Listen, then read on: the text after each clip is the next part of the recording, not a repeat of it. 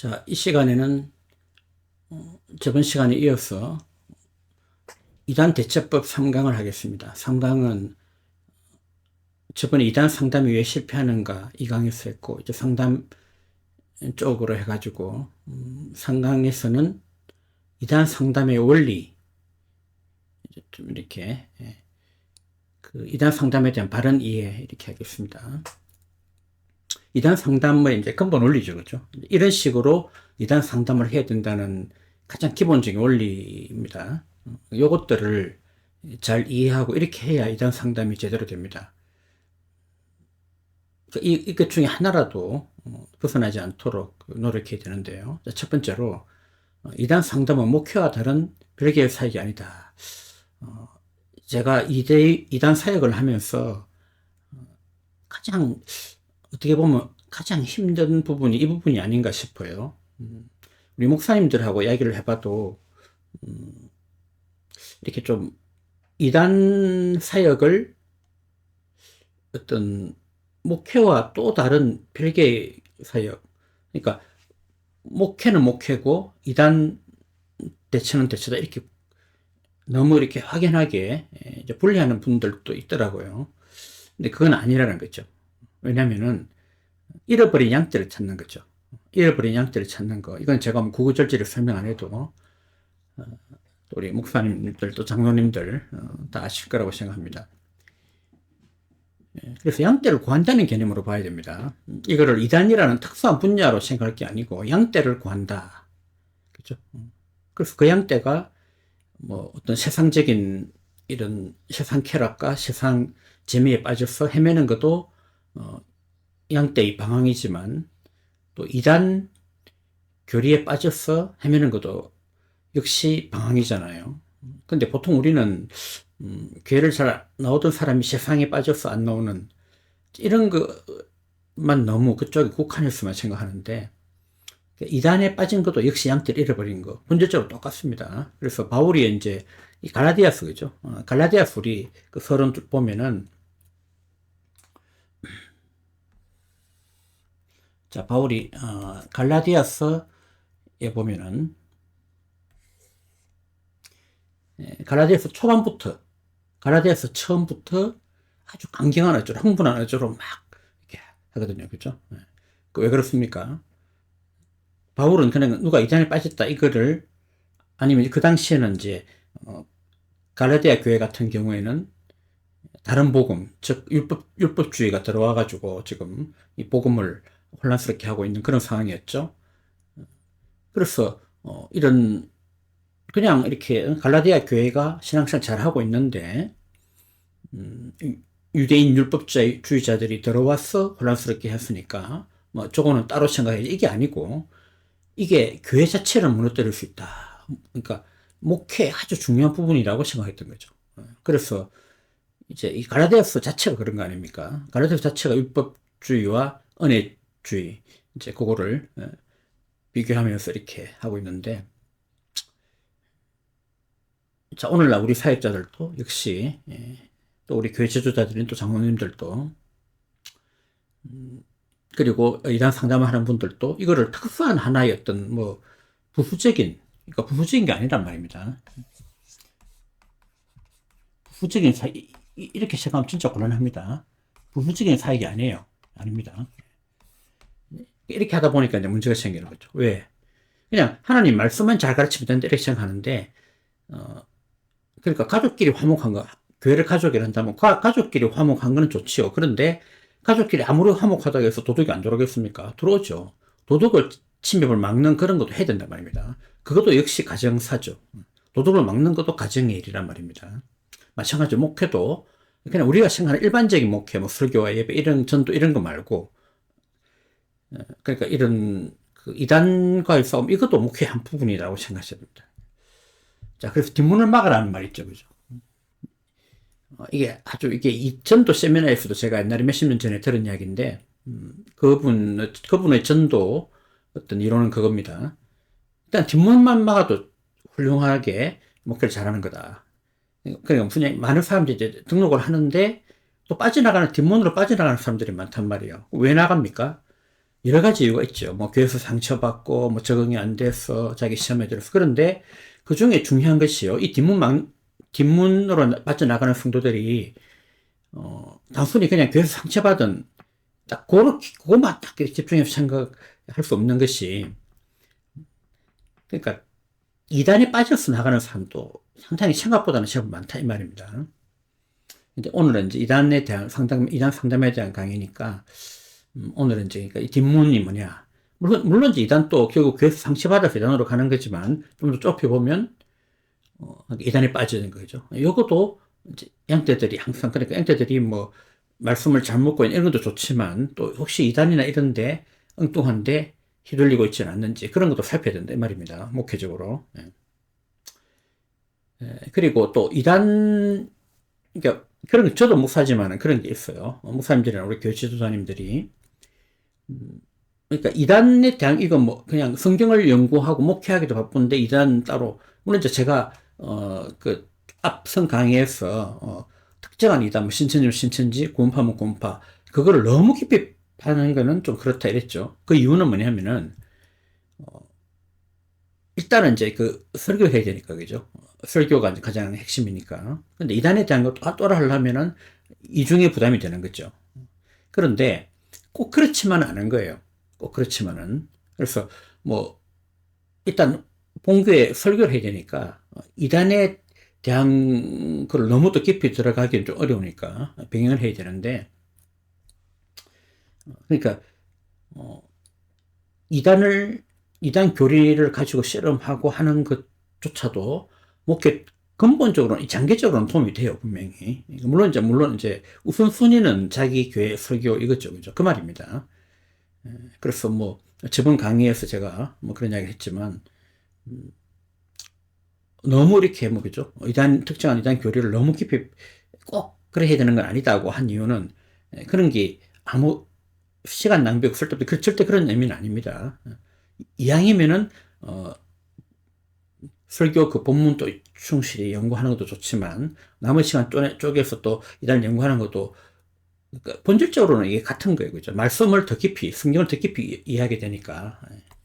그러나 현실적으로 이게 이중으로 해야 되는 거니까, 설교 준비도 해야 되고 이단 연구도 해야 되고 하니까 시간적으로 좀 그래서 그렇지. 만약 할 수만 있다면, 그죠? 할 수만 있었다면.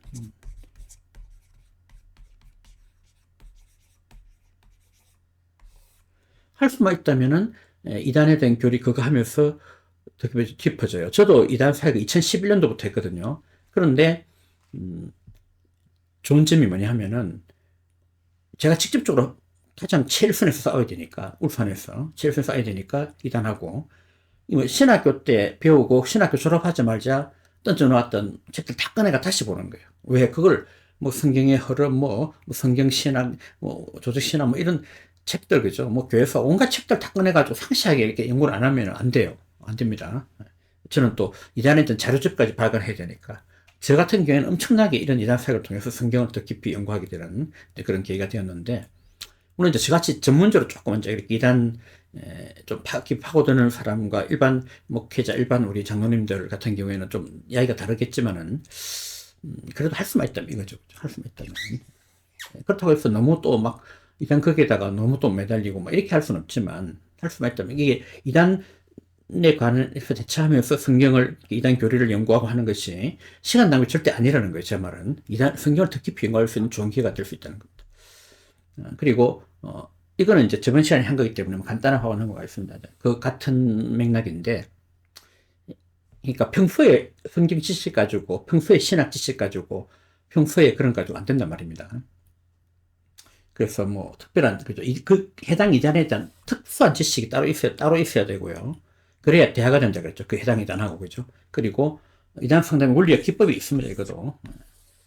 이거는 많은 경험에 의해서 축적된 거죠. 그죠? 수없이 많은 이단 전문가 사역자들이 경험한 거를 축적된 그 자료들이 다 있으니까, 그거를 이렇게 얻을 수만 있다면은 훨씬 시간이 단축되고 효율적인데, 내가 혼자서 막 이단 상담의 원리를, 막 기법을 이거 혼자서 연구하고 처음부터 하려면은 그 너무나 비효율적이고 시간도 좀 안 될 것이고, 그래서 이거 이단 상담 원리 기법을 따로 배우면은 훨씬 빠른 시간 내에 효율적으로 할 수 있습니다. 어쨌든 이 특수한 어떤 기술, 특수한 테크닉이 필요한 것이다. 이렇게 이해해야 됩니다.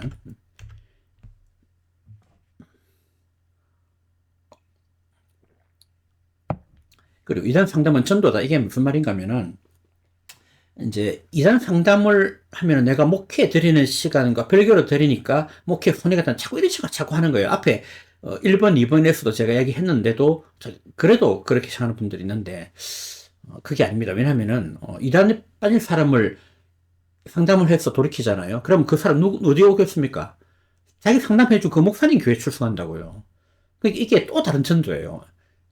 대표적으로 우리 그 한국 이단 상담계의 이단 상담계 대부라고 할 수 있는 그 진용식 목사님 계시잖아요. 이분 이름이 많이 알려졌는데 진용식 목사님 같은 경우에는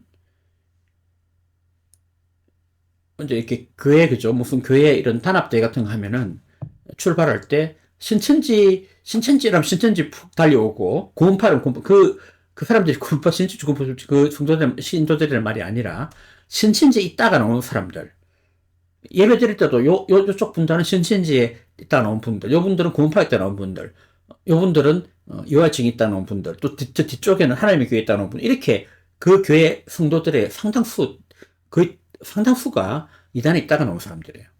그래서 이제 이단에 대한 이단에 빠진 영혼을 상담을 잘 해가지고 이제 구출하면은 그 영혼이 곧 바로 교회 구성이 되고 양떼가 되고, 또 교회 기둥이 될 수도 있는 그런 거니까 이거 전도라 해야 된다고 생각합니다. 이제는 이제 그런 시대가 되었어요. 이제는 왜냐하면 이단이 200만, 이제 코로나 이후로는 많이 이단이 줄었다고는 해요. 하지만, 이것이 교회 인구도 줄은 거죠. 그죠? 그래서 이거는 이제 뭐 최대치겠죠. 그죠? 이건 뭐 최대치로 이제 이렇게 본다는 건데, 그래도, 정확한 숫자는 아니지만 추정치가 이 정도 나온다는 건 옛날에는 상상도 못 했습니다. 지금부터 한 3, 40년 전만 해도요, 우리나라의 총 이단수가 몇십만 명 정도밖에 안 됐거든요. 근데 지금은 뭐, 최대치로 잡을 때는 이단 몇 명 또 이상 가지 않을까, 이런 이야기가 나올 정도로 엄청나게 이제 늘어난 거죠. 그리고 이제 820만, 이거는 이제 실제로 뭐, 정부에서 발간하는, 뭐 개신교 인구 이런 거 보면요. 그 통계는 한 1000만 명 정도 돼 있거든요. 900몇십만 명. 그런데, 그거는 조금, 허상이 있는 거죠. 왜냐하면 그 숫자에는 좀 거품이 있는 것이, 그러니까 이중 등록한, 이 교회 다니다가 저 교회 다니다든지, 수평이동하고, 또 이중으로 이렇게 대답하고, 또 이런 게 있기 때문에, 그거는 정확하지 않다고, 대략, 이제 우리 목사님들이 좀 전문적으로 이렇게 추산해 본 바로는, 목회 관련된 그 잡지 제가 보니까 한 몇 년 전이긴 합니다만, 한 820만 명 그 당시에는, 뭐, 이 정확한 건 아니, 항상 바뀌니까, 그죠? 한 800만 명 정도로 생각하시면 될 것 같아요. 현재 우리나라 기독교, 코로나 때문에 이후로는 조금 더 줄지 않았을까 싶은데, 이 중에 200만 명 정도다. 최대 잡아서 그런 거지만은, 적게 잡아도 뭐 100만 명, 150만 명 생각하면 이건 엄청난 숫자거든요. 근데 중요한 거는, 이런 데다가 해마다 또 2, 3만 명이 이단으로 넘어간다. 물론 이것도 최대치입니다. 그죠? 최대치는 잡았을 때고, 뭐 적게 넘어갈 때도 있겠지만, 한 교회, 그러니까 해마다 대형 교회 한 개가 그냥 없어지고 이단으로 돼버린다. 이렇게 생각하시면 돼요. 근데, 그럼 이단에 빠졌다가 돌아오는 사람들은 얼마 되겠습니까? 한 몇십 명밖에 안 됩니다. 놀랄 일입니다. 그죠? 전국적으로 따져도, 물론 이제 어떤 해는 뭐 많이 올 수도 있겠지만 평균적으로는 몇십 명, 많아봤자 한 100명, 200명밖에 안 된다 생각하시면 됩니다. 대략 그렇게 추정하고 있습니다.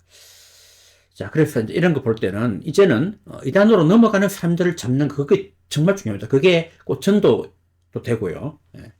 이제는 그런 시대가 된 거예요. 이제는 그런 시대가 되었다. 그 다음에 이 마라톤이란 말은 뭐냐면은, 제가 제일 이렇게 힘든 게 이단에 빠진 그 본인보다는 그 빠진 분의 담임 목사님, 또 우리 장로님들, 또 당회원들, 그리고 성도님들, 그리고 그 가족들이 더 힘들어요, 오히려. 왜 대하기 힘든가 하면, 이걸 너무 조급하신 거예요.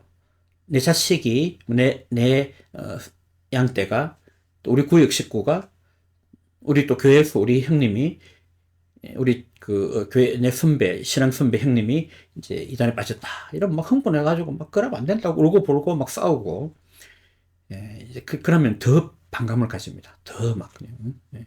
그럼 막 감정이 안 좋아지가요. 무너지고요. 이단에 빠진 사람 이상하게 보고 막 싸우고 이렇게 하다 보면 감정이 안 좋아지고 더 튕겨나가요. 그래서 이게 인내와 끈기가 필요합니다. 오래 참음, 인내와 끈기를 가지고 그들을 이해하고 품어주고 자꾸 이렇게 해야 이제 이렇게 사랑을 보여주고 자꾸 품어야 이렇게 돌아오거든요.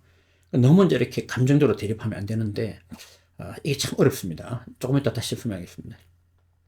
그래서, 한 번에 돌아오는 경우 드뭅니다. 그죠? 물론 제가 상담회가 한 번에 돌아오는 경우 몇 번 있었지만, 바로 그 자리에서 돌아오는 경우도 있었지만, 대부분은 그렇게 안 됩니다. 왜? 완전히 그 세뇌되어 있기 때문에. 그런데, 결국 이것도 인간의 마음에 관한 문제, 마음을 돌리는 거니까, 한번 돌아간 마음이 다시 돌아올 수도 있는 거거든요. 그죠? 원래는 기성교에 다녔던 분들 아닙니까? 대부분이. 그래서 일단 마음을 돌이키는 거니까 이 마음을 잘 달래고 품고 이해하고 이렇게 하다 보면 오기 때문에 길게 생각하셔야 돼요. 너무 조급하면 오히려 거기에 역효과를 일으킨다는 거. 조급하면 바로 나타나거든요. 바로 막 말투 자체가 벌써 이게 날이 서 있고 막 가정에서도 내 자식이 뭐 내 부모가 이단에 빠졌다 이러면 이 가족들이 말투 자체가 아주 험합니다. 그러면은 더 마음을 닫고 더 그 기성교회로 오지 않으려고 해요. 자, 지속적으로. 자, 그리고 이단 상담은 혼자 할 수 있는 것이 아닙니다. 제가 오늘 이걸 제일 강조하고 싶은데, 제가 삐지르게 느꼈습니다. 이단 상담은, 그러니까 이제 우리 목사님들이나 또 이단 상담 하려고 하는 집사님들, 장로님들이 저한테 이제 이렇게 이단 상담 어떻게 해야 되는지 문의를 하시고 하는데, 이제 막 부담을 많이 가지시더라고요. 부담을. 근데 그 부담을 가질 필요가 없습니다. 왜 그런가 하면은, 그, 이단 상담자 있잖아요. 그죠? 자, 상담자가 있고, 이제 피상담자가 있는데,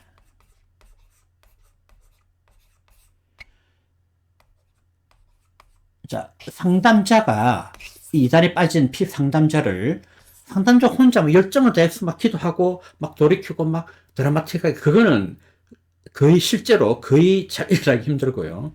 혼자서 그렇게 안 된단 말입니다. 왜? 왜 그렇겠습니까? 그거는 상담자하고 피상담자가 아주 친한 사이에는 그게 좀 그럴지도 모르겠어요. 그런데 대부분은 아니거든요. 대부분은 자기 가족하고 친하잖아요. 그러니까 이 상담자가 아무리 사랑이 많고 아무리 성진식이 뛰어나고 또 해당 이단에 대한 지식이 뛰어나다 하더라도 이게 그 관계성이 아주 깊지 않기 때문에, 그래서 이 상담자 역할은 제한되어 있습니다. 그냥 가이드 역할 정도로 생각하시면 돼요. 근데 내가 막 이분을 어쩐지 설득해가지고 막 어쩐지 돌아 이런 부담을 가지고 막 할 수 있다고 또 생각하는데, 그러면 또 실망을 합니다. 잘 안 되거든요. 그럼 뭐 낙심하고 실망 그렇게 할 필요가 없단 말이죠. 그럼 제일 중요한 건 가족이죠, 가족. 또는 그 주위 친구나 주위 친척들, 주위 사람들이 제일 중요해요. 왜? 항상 접하는 사람들이고 그들의 태도가 영향을 끼칩니다. 그래서 아까 제가 말씀드렸지만, 이 사람이 사랑을 먹고 산다 그러잖아요. 하나님이 사랑의 하나님이시고 사랑 자체이시고 사랑이시요. 하나님은 사랑이시라고 했는데, 그래서 이단에 가는 이유도 물론 이제 그 교리에 빠져서 가는 경우도 있지만, 교회 상처받아 가는 사람들도 결국에는 교회에서 사랑을 못 받아서 그런 경우가 아주 많거든요. 그러다 보니까 이단에 빠져도 이 가족들이 이단에 빠진 내 자식, 이단에 빠진 부모님, 이단에 빠진 내 형제가 아닌, 이단에 빠져도 너는 내 자식이다, 당신은 내 부모님입니다, 너는 내 형제다, 이런 걸 유지해야 돼요. 빠진 건 빠진 거고, 그렇게 빠졌다고 해서 내 형제가 아닌 건 아니잖아요. 그런데 되게 보면은 우리 부모님 빠졌다 그러면 부모님 얼굴도 안 보려 그러고, 막 어떤 또 분은 뭐 자기 자식이 빠졌으면 상당히 쌀쌀하게 대하고 막 아주 막 야단을 치고, 너무 그렇게 막 일관하는데, 그것이 그러면 안 됩니다. 왜냐면은 이단에 빠지든 말든 너는 내 자식이야, 사랑으로 자꾸 이렇게 뭐 너는 당신은 내 부모님이야, 너는 내 친구야, 이렇게 하면은 이제 그 사람이 사랑을 먹고 산다 그러잖아요. 그 사랑의 그것 때문에 이단에 간 사람도 돌아온단 말이에요. 그 사랑의 이제 이게 끈이 너무나 그게 대단하거든요. 사람들은. 근데 이단에 가면 잘해주죠. 그죠? 뭐 신천지, 구원빨리 잘해줍니다. 정말 막 극진하게 잘해주죠. 그런데 그것보다 더 잘해주죠. 제가 항상 그런 이야기 합니다. 이단에 빠진 사람이 있으면 그 가족들한테 더 잘해, 더 막 고기 사모이고. 제가 어떤 실제로 신천지 빠진 어떤 학생 부모님한테 그렇게 하라고 하니까 어리둥절해가지고 저를 쳐다보더라고요. 황당한 눈빛으로. 목사님, 그게 말이 됩니까? 이단에 빠진 것보다 속상해 죽겠는데 더 잘해주라고요? 근데 그건 하나 말고 둘은 모르는 거죠. 그 사랑으로 붙잡아요. 사랑으로. 그래서 이제 가족도 역할이 정말 중요합니다. 가족 역할이. 그래서 평소와 다름없이 대하면 오히려, 그죠? 이거는 이제 기분 올리고 오히려 더 잘해주고 막. 그래서 이 사랑의 품, 인간은 그 사랑의 울타리를 못 벗어나요. 자, 그래서 이 신앙과 가족 관계를 분리해야 됩니다. 근데 이건 말처럼 쉬운 건 아닙니다. 정말 쉬운 건 아닙니다. 그런 이런 원리 잘하고 깊은 기도와 또 어떤 이런 노력 가운데서 이렇게 하도록 최대한 노력을 해야 됩니다. 그래서 이단 상담자 역할은 제한되어 있습니다. 이단 상담자는 하나의 가이드 역할이지, 이단 상담자가 결정적인 역할을 하는 경우는 아주 드물다. 중요한 건 가족. 그래서 이제 조금 이따 이야기하겠습니다. 간접 상담할 때 한 번 더 강조하겠는데, 네. 자, 그 다음 6번. 이 같이 5번하고 연결되는 이야기인데, 사랑과 이해가 바탕이 된다. 이것도 저번 시간 했던 거 조금 연관이 있는 이야기인데, 대부분 이렇게 해요. 그죠? 대부분.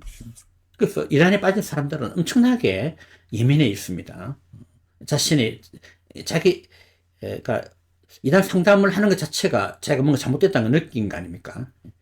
그러니까 자꾸 이게 죄책감도 있고, 막, 혼란스럽고, 막, 너무너무 힘들거든요, 마음은. 근데 그게 다 되고, 또 눈빛을 보면 알아요. 내 주위에 있는 사람 눈빛이, 내가 다니던 교회 분들 눈빛이, 내가 다시 돌아왔을 때도 좀 예전 같지 않다, 이런 거 느끼고, 막, 방황하고, 다시 재적응을 해야 되는데, 그거 못하고, 이런 게 많기 때문에, 전혀 예전에 빠진 일이 없었다는 뜻이 그렇게 돼줘야 돼요. 어떤 일이 있어도 눈빛이 또 사납게 하면 안 되고, 따뜻하게. 누구나 이단에 빠질 수 있다, 이런 생각을 가져야 됩니다. 맞습니다. 누구나 이단에 빠질 수 있어요. 근데 이런 자기 자신이 상담하는 사람이 이제 나는 이단 절대 안 빠진다 하고 막 이단에 빠진 사람은 은근히 좀 깔본 이런 마음이 있다면, 우울한 마음을 가지고 있으면 큰일 납니다. 나도 이단에 빠질 수 있다는 그런 겸한 자체가 또 나가면은 그걸 상대방이 느낍니다. 피상담자가 느낀다고요. 그래서 마음을 열게 됩니다. 그리고 이제 그 이단 상담하는 그 내용, 주고받는 내용도 중요하지만, 이 상담자의 태도에서 피상담자가 사랑을 느끼고 따뜻함을 느끼면은 또 그걸 통해서 마음을 열고 상처가 치유되는 경우가 많이 있기 때문에, 마음이 돌아서는 경우가 많이 있기 때문에 이게 중요하다. 예. 자, 이단 상담은 자료 싸움이다. 그죠? 이거 왜냐면, 이거는 이제, 뭐, 너무 부담은, 그죠? 자료 싸움 있죠. 왜냐면은, 이거는 결국 말씀, 이단 교리가 잘못됐다는 것을 증명해야 되거든요. 이단 교리가 잘못됐다는 것을 증명하는데, 증명하는 걸, 이거는 잘못됐다는 걸 증명하는 거니까, 이거 반증이라 하거든요. 반증. 전문용어로. 반증. 반박해서 증명한다, 이 말인데, 결국 그 싸움이잖아요. 이게 잘못됐다는 깨달아야 완전히 돌아오려면은, 확실하게 이게 잘못됐다는 걸. 그렇게 하려면 이제 그 자료를 가지고 이제 계속, 그죠? 이쪽에서 이렇게 하면 저 받아치고 막 이렇게 해야 되는데, 제가 전에 말씀드린 이 부담을 가질 필요는 없다. 왜? 이미 매뉴얼이 다 되어 있습니다. 내가 혼자 연구할 필요 없이 이미 매뉴얼이 다 되어 있기 때문에 내가 보충하고 정리만 하면 되니까요. 그래서 일단 자료를 많이 수집하고 정리가 중요한 거죠. 뭐 연구해가지고 물론 연구도 하면 좋겠지만은, 뭐, 목회 바쁜데, 그죠? 일단은 뭐 자료가 너무 많이 있기 때문에 지금은 그 정리를 잘 하고, 맞춤식, 여기 있죠, 그죠? 자, 여기.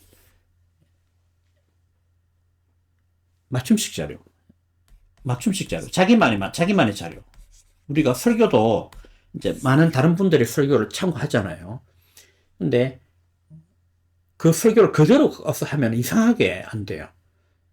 바빠가 그대로 하는 경우도 있잖아요, 사실은요. 뭐, 그렇지 않지 않 빼놓고 그대로 하는 분은 있겠지만, 틀을 그대로 가지고 해보려고 하면은, 뭔가, 이거 아닌 것 같아. 저도 다른 사람 설교를 참고할 때가 많이 있는데, 그러나 제 걸로 만들어야 돼요. 소화를 하고, 내 걸로 다시. 그런 거거든요. 그 자신만의 스타일이 있기 때문에, 성격이나 스타일이 있기 때문에, 그래. 자기만의 자료를 그걸 갖고 만들어야 된다는 거. 이건 해야 됩니다. 그러니까 자료를 연구하고, 수집하는데 너무 많은 시간, 지금 인공지능까지 다 나와 있다 보니까 AI까지.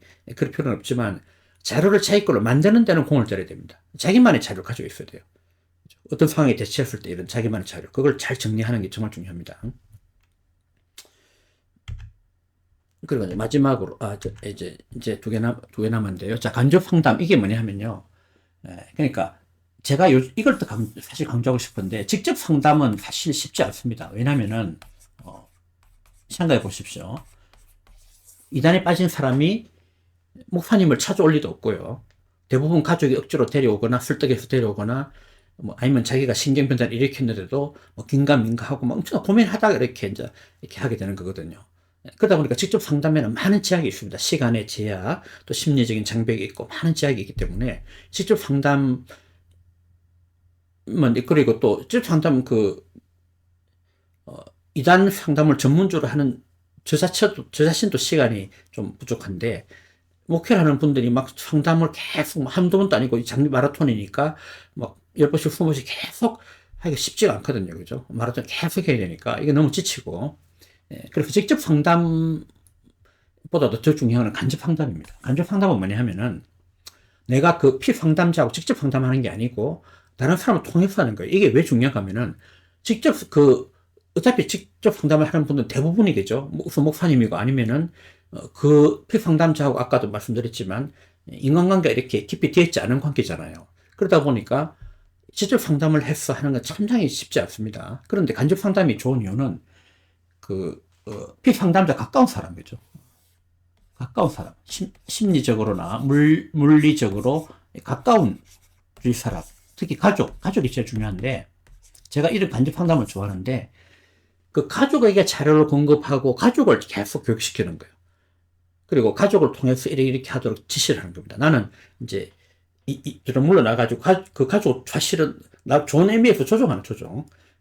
가족을 통해서 자꾸 던져주고, 만약에, 그래서 뭐 집에서, 걔가 분야기 하던가요? 그분이 무슨 이야기 하던가요? 이제 이단에 빠진 분. 이렇게 정보를 얻어가지고, 목회자가. 그러면은, 그렇게 이야기 하던가요? 그럼 이렇게 하십시오 하고 자꾸 뒤에서 조정하는 거죠. 그죠? 이렇게 해주는 게 좋습니다. 왜냐면은, 목사가 하는 말은 듣는데 딱 마음의 벽을 가지고 듣지만은, 가족이나 가까운 사람이 하는 말은 마음이 어쨌든 말고 들으니까. 그래서 효율적에는 간접 상담이 더 좋아요. 너무 직접 상담에 너무 기대지 마시고, 직접 상담이 쉽지 않은 경우에는 간접 상담. 뭐 이렇게 시간이 없다든지 그죠? 그래서 직접 접촉하기 쉽지 않은 경우가 있습니다. 신천지 같은 경우에는 상담을 받으면은 뭐 잘못된다든지 이런 이상한 그런 걸로 막 공포심을 조장하기 때문에 상담받으면 마치 지옥에 가는 것처럼 이런 식으로 직접 그렇게 이야기하지는 않지만 돌려가면서 이렇게 공포심을 심기 때문에 상담받으면은 영혼이 지옥에 떨어지는 같은 이런 느낌을 가지게 되기 때문에 그런 미리 사전교육을 하기 때문에 상당히 어렵습니다. 자, 그래서 이제 이런 간접 상담이 좋다. 근데 이 간접 상담에 대한 방법도 제가 질문을 많이 받고 싶은데, 이제 지금 유튜브 강의니까 유튜브欄에, 밑에 댓글란에, 그죠? 영상 댓글란에 많이 이렇게 달아주시면 제가 답변하도록 하겠습니다. 그런 식으로. 아니면 이제 또 어떤 특수한 거죠. 요거는, 내가 이 전문은 아닌데, 나는 특히 구원파에 강한데, 나는 여호와의 증인이니까 나는 신천지에 강한데 이렇게 또 특화된 게 있거든요. 그러면 뭐 구원파를 치기 잘하는 분한테 소개해 줄 수도 있고 다른 물론 믿을 만한 분은 해야 되겠지만 뭐 이런 거. 제가 이 특정 서적을 준 적도 있습니다. 제가 만든 자료를 준 적도 있고 딸이 이단에 빠진 어머님한테 자료를 드린 적이 있어요. 자기가 하겠대요. 그분이 차라리. 왜냐하면은 매일 얼굴 보니까 자기가 앉혀놓고 하겠답니다. 자, 이런 간접 상담이 상당히 중요합니다. 왜냐면 매일같이 하니까. 간접 상담은 매일 하거든. 매일 얼굴 보면서 할 수 있으니까. 대부분. 예. 이게 더 효율적일 수가 있다는 거죠. 마지막으로, 이단 논쟁은 진행형이다. 이건 무슨 이야기냐면은, 계속 연구해야 돼요. 이단들도요, 계속 연구하면서 교리를 바꿉니다. 무엇보다도. 교리 바꾸, 아니면은, 교리는 안 바꾸더라도 그 교리를 교묘하게 이렇게 방하는 방법을 막 가르치거든요. 제가 이렇게 좀 약간 너무 당황했던 게 뭐냐면은 한 6년 전인가 7년 전에서 울산에서 어떤 이단 세미나를 하셨어요. 어떤 전문가님이 누구라고 말은 안 하겠습니다. 하셨는데 그분이 세미나 하면서 구원파에서는 회개하라는 말을 쓰지 않는다고 그렇게 강의를 하셨고 또 가정 교재를 보니까 그 참석한 분이 가정 교재 그렇게 돼 있더라고요. 제가 깜짝 놀랐습니다. 아닙니다. 그게 구원파가 바뀌었죠, 그죠? 구원파가 특히 이요한 구원파 같은 경우에는 네, 그렇죠. 특히 이제 그렇고 다른 구원파도요. 요즘에는 활짝 바꿨습니다. 작전을. 그래가지고 회개하라고 구원파 그 지금 지도자가 3명 아닙니까? 3명 다 회계하라는 말 이러면 잘 안 하는 것 같아요.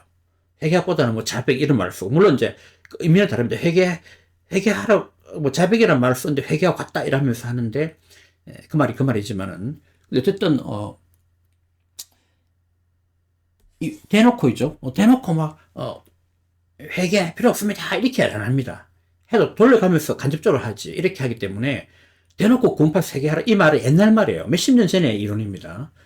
그래서 이단들도 계속 이런 방식을 바꾸기 때문에 또 좋습니다. 그리고 요즘에는 또 뭐 구원파 같은 경우에는 뭐 거듭난 날짜거든. 거듭난 날짜를 묻는다고 하는데 요즘에는 잘 안 물어요. 왜냐면 하도 이런 거를 이제 대비를 잘 하고 이게 비판을 많이 하니까, 기성교회에서 대비를 많이 하니까 요즘에는 잘 안 물어요.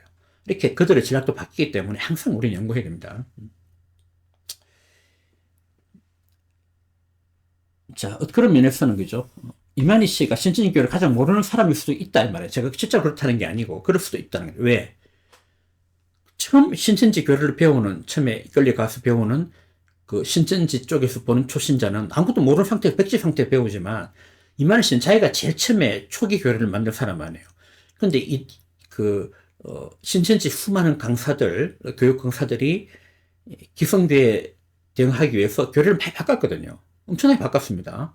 바꾸다 보니까 초기 교회를 알고 있는 이만희 씨가 오히려 더 헷갈린다는 거죠. 더 헷갈릴 수 있다 이 말입니다. 그 정도로 이렇게 많이 바꾸기 때문에 계속 교리를 바꾸고 대응 방법을 바꾸고, 교리 안 바꿨다 그래요. 근데 실제로 물어보면 안 바꿨다. 왜? 교묘하게 이렇게 바꾸기 때문에, 말만 싹 이렇게 바꿔가지고 하고 이런 식으로 아주 교묘하기 때문에, 이걸 갈수록 더 그 풀법이 치밀하고 교묘해지기 때문에 우리도 연구를 많이 해야 된다. 자, 오늘 강의는 여기까지 하도록 하겠습니다.